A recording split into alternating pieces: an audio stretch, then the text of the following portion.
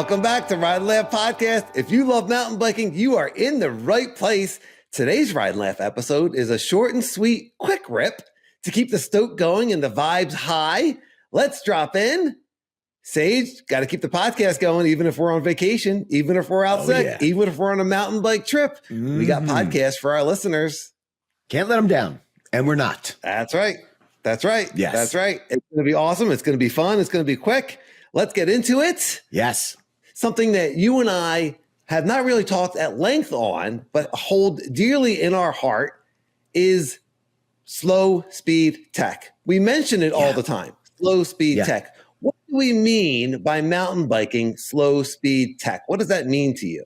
You know, you and I were debating this quite a bit about how do you define slow speed tech? And to me, slow speed tech is something that you can't do fast, which I get is in the title. It's like, yeah, that's obvious. But what we mean is there's no incline or decline to it. It's relatively flat and it requires big moves and a lot of concentration and focus to get through. So you're not like plowing through this with a downhill bike and you don't have the advantage of having a decline and momentum. So you really have to use your body, use the bike, use your brain to get through this. And I can't believe that we have gone, you know, how many episodes without covering slow speed tech? Because it is something that you and I have absolutely loved from the beginning of our mountain biking days, man. Yeah, we always like slow speed tech. It's funny, we use those words together so often, slow speed tech. And it's like, well, what's fast speed tech? It's the same trail, but it's pointed down. So the technique of getting through a really chunky, rocky section, when you have the advantage of being pointed down, you have the advantage of gravity. The technique of being able to stay centered and balanced on your bike in those moments is very different than when you actually have to pedal your way through it. And we're talking about chunk that's so big that you really need to be in kind of a big gear, right? If you're in too small of a gear, then you're spinning too fast and there's a chance of pedal strikes on all these big rocks that you're pedaling through. Yes. And sometimes there's a line and sometimes there's not. And there's that technique of, I don't know what the line is here. Yep. And maybe I got offline, maybe I got bumped offline, but I'm still able to just keep going over increasingly bigger and bigger rocks. And there's something really cool and fun about that. What's the technique to keep going when it feels like there's no line there? It just looks like a pile of rocks. Yeah. You know, I think the number one tip that I have for slow speed tech, and you know, you had just mentioned being in a hard gear. The second tip that I would give is you want to have that dropper post down. Your seat should be out of the way. You want maximum range of motion with your bike. And that means you're not seated. You are standing and you are allowing that bike to move around with you, because when you're putting in these power moves and you're working with no momentum whatsoever, you're working this bike. You are shifting this bike underneath you, forward, backwards. It's hard. You and I always talk about, oh, get low, get low. That's not possible on a slow speed tech section. Like, it's impossible to stay low. You have to actually be kind of upright, you know, and you are, oh my gosh, you are looking so far ahead. Maybe that's tip number 3, is you are looking ahead, because it really comes down to being a big puzzle. And you're trying to figure out how to put all these puzzle pieces together, depending on how long the line is. And question that I had for you is, you just mentioned rocks. I mean, can you have a slow speed tech section without rocks? Probably not, right? I think it's a valid point. I would think it's mostly rocks. I mean, we're talking about mountain biking. So, and we're talking about getting through difficult sections where you're not able to pick up speed. Typically, that means there's rocks in the way. Listeners, let us know what other slow speed tech are we missing? What other types of slow speed tech is there? I wouldn't really count snow in the winter. I just think that's a different thing, though it can add. But it's a different thing, right? So let us know. I'd be curious what other people think, especially other parts of the world or other parts of the country where they're pedaling. What are some of the moves that you would use when you're doing slow speed tech? I think the number one move that I find myself using in slow speed tech is the track stand, where you're able to kind of come to a stop Yes. Maybe look around and then put in those power cranks. And again, you want to be in a harder gear. You need to be able to be moving a lot. Every pedal stroke needs to propel you powerfully forward. You can't spin 2 or 3 times. You want to be spinning as little as possible. And that's part of the fun of it is using your body, really using the power. You know, you're going to be burning yourself out. You know, it's hard work getting through slow speed tech, but you need to be able, in my opinion, to be able to hit that track stand, stop, and restart. So you're very dynamic on the bike through slow speed tech. And a lot of times it's lower consequence. Now it can be, you can go through slow speed tech that's high consequence. It's on the ledge, that sort of thing. But you can also do slow speed tech that's really fun and challenging, and you can put a foot down. Yeah. How about ratcheting, bro? Yo, I use ratcheting all the time in conjunction with the trail stand. And, you know, we do a lot of episodes on Ride and Laugh, and we talk about the dominant foot. And part of, you know, knowing which is your dominant foot, you know, having that ratcheting allows you to keep that dominant foot forward, whichever one it is. If it's your left foot or your right foot, you know, you want to be able to have that ratchet so you have that foot in front when you need it. And again, so if you're doing a trail stand and you're observing what's coming up ahead, making sure that your pedal timing is right. How about the step up? That is a integral move that you have to learn if you're into slow speed tech. I can't tell you how many times I've used a step up move, which is very close to the log over move. How would you, what do you think the biggest difference between a step up and a log over is? I think the big difference with the log over is that you're actually going over a fallen tree. And so you're not up on a ledge. You get up onto the top, the front wheel gets up onto the top of the log, and then it goes over. And so the unweighting is much more fluid. It's much quicker. It's much more dynamic. It's much more intentional. I think it's much harder. I think the log over is much harder than the ledge. Because on the log over, you can endo much easier. Exactly. Go over the handlebars. Go over the handlebars. Yeah, exactly. So you not only have to, so for me, when I think of a step up, the difference is that thrust forward, which you can't do on a log over. When you have a big step up, that's like a foot to 2 foot, maybe even more, depending on how strong you are.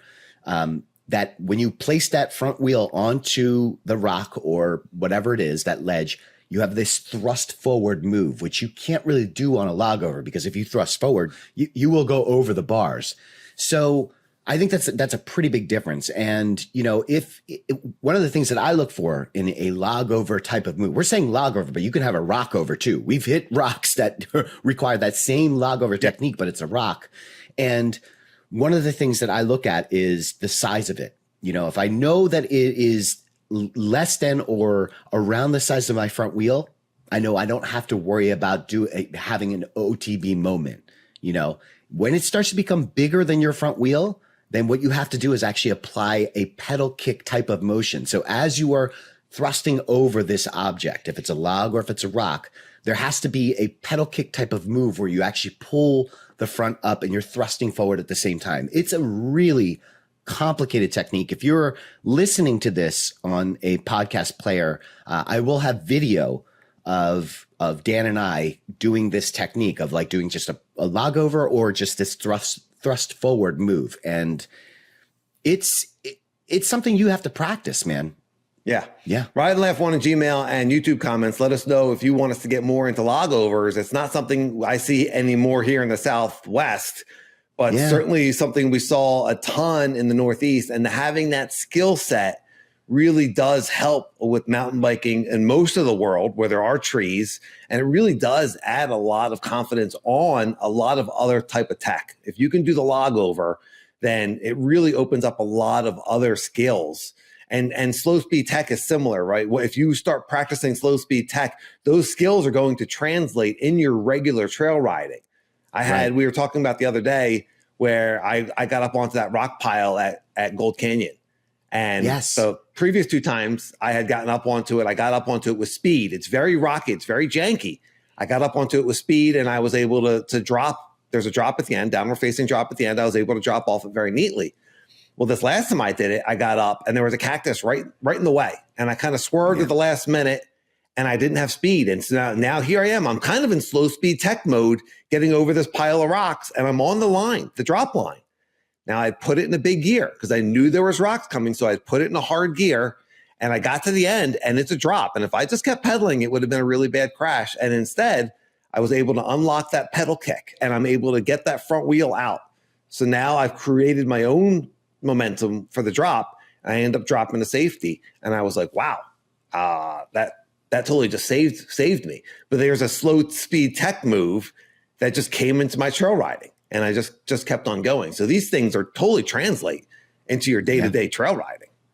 Absolutely. Absolutely. One other tip, that going back to putting together a puzzle, right? And I think one of the things that trips people up the most, especially like beginners getting into slow speed tech, is object avoidance. And sometimes in slow speed tech, it's not about object avoidance. Sometimes if you're putting together the line and and this happens very quickly, unless you stop to take a look at something, this happens very quickly. Great point. Yes. Sometimes going over something is actually the better line, especially if it puts you on a smoother path afterwards. So instead of trying to get around something, going over something, all of this, just like, you have to compute this very quickly. But I'm just saying that, like, sometimes it's not about getting around something. Sometimes it is taking a harder line to get to an easier section. Or you get knocked offline and that's just the line that you're on. It doesn't mean it's over. You can still ride over a lot of that stuff. Don't give up. Stay committed to it. Keep pedaling. Keep your eyes forward. Don't stare at it. Look at it. Look ahead. If I go over that, I'm good. And then go for it. Charge it. Stay centered. Stay in the middle of the bike. Have that change of altitude. You said that, being low isn't as important, but having that bend in your arms and legs, having the bike be able to be very dynamic under you. The bike is moving, your head staying still, your head staying level. The bike is moving underneath you. Your head's going to move also. If you're on big enough rocks, your head's going to move. But just keep at it. That's where the fun really unlocks, is I got knocked offline and I got this anyway. Or this line demands that I get over this big giant rock, or over this log, or over this step up. There's big moves in there. And the rule of thumb in mountain biking is, if you put the rock next to your wheel and the rock isn't taller than the through axle, then you can roll over it. You can roll over it. You can just pedal over it. And if it is bigger, then now you're climbing over it more. But those are pretty big wheels. Those are pretty big rocks that you can just keep going. Mountain bikes are amazing. Human body is amazing. You totally got this. Keep pedaling. You can do a lot more than you think you can. And that's what makes slow speed tech so rewarding, is you turn around and you look and you're like, I didn't think I was going to get through that. And I just stuck with it. This just popped into my head, but brake modulation and pedal through brake, which is two similar but two different things. So brake modulation, getting very comfortable with not only just feathering the brakes, but understanding front and back brake, which I know that sounds like, oh, that's so obvious, but it's actually something that I still to this day struggle with, learning to not grab both brakes at the same time, but grabbing the brake that is going to have the most impact to the move that you want to do. So for instance, if you're trying to do an endo turn, knowing the difference between your front and back brake and grabbing front brake to swing that back tire out, it's huge. Work on that. That's something you can work on at any point. Feathering the brakes, that's really important. And one technique that I don't know if you do, but I do all the time, and I use this for skinnies as well, but it works in slow speed tech, is riding the brake. So in other words, having a light feather on the brake, but then you're pedaling through that. So you have like constant pressure on your pedals. That's huge. That's a great tip. When to brake, when to not brake, when to get a little bit of momentum. You're going to be burning your legs out. So also the mentality of being able to keep going, keep your eyes up, trying to spot the end of it, see that it's almost over, and keep pedaling through it. A lot of times pedaling through these sections is easier than walking through them anyway. Like, you're better off riding the bike than having to push your bike. Than have to push your bike through these sections. And it's certainly a lot more fun. And then sometimes there's skinnies or little narrow rock features that are halfway through these sections or are primary parts of these sections. Sometimes you're on slow speed tech, and I know in the Southwest, we get up on these big giant rock piles. You stop, you're going over the mountain, you have to commit to keep on moving. You got to keep your eyes up and trust yourself and keep moving forward. I got one more. Actually, I probably have a million more, but one more that pops into my head. Counterbalance. Counterbalancing yourself on the bike. So you'll run into sections where a rock will be slightly off camber, into another slightly off camber. Being able to use your body to, your bike is swinging one way and you are staying upright. So you're counterbalancing yourself on these obstacles. It's going to happen a lot, and again, if you have your dropper post down, you can stay upright and you can swing that bike out to the right or left to keep yourself moving forward, to keep yourself straight, but not just side to side, counterbalancing front to back. Of course, you should never be at a point where your rear end is coming off the back, your back tire's buzzing your butt. Like, you shouldn't be that far back, but being able to rotate the bike forward and backwards, side to side, that's really important in slow speed tech. Yeah, that makes a ton of sense. We've talked a lot on this podcast about learning trials moves. I got to tell everyone, and you can say this as well, or maybe you'll disagree. We're starting to learn some of these trials moves, and I think that they are awesome. And I think that they unlock greater levels of ability in slow speed tech. But for most of our slow speed tech riding, and most of the riding that we still do, that's slow speed tech, we don't use any trials moves. Would it be nice to be able to hop around and change directions? Yes, but you don't need to.